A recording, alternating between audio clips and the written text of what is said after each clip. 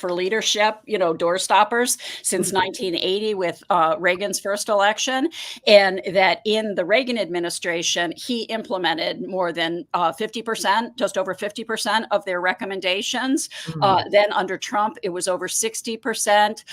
And then this version is so radical and so encompassing in its destructive repurposing of the federal government, as Carol was just describing, that they anticipate having much more impact.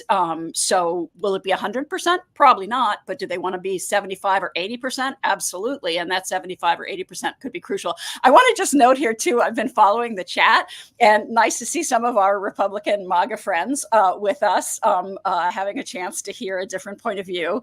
But it's very amusing that they keep saying that Project 2025 is a lie. It's not connected to Trump. It's not his project.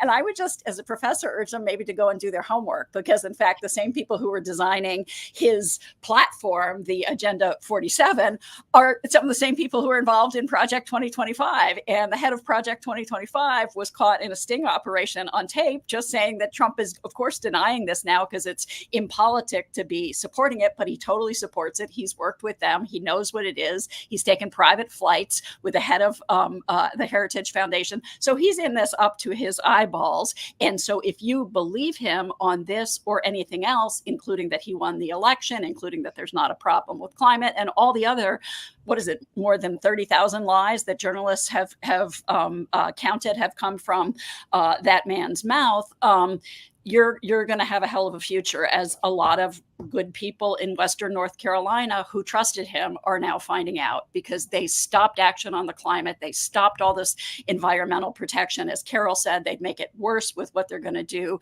to the weather administration. And now people's whole lives have been destroyed. Also, over 200,000 unnecessary deaths from vaccine denial. I, as a historian, have never seen a cause in history that would sacrifice its own members, the people it relies on, the people that trust it, as part of its dogma and its efforts to undermine government to serve its billionaire backers. So I urge the people who are putting all this stuff in the chat to go out and maybe, just maybe go with an open mind and start checking on some of these connections. And I think you'd be surprised how connected this entire Project 2025 and its authors are to Donald Trump.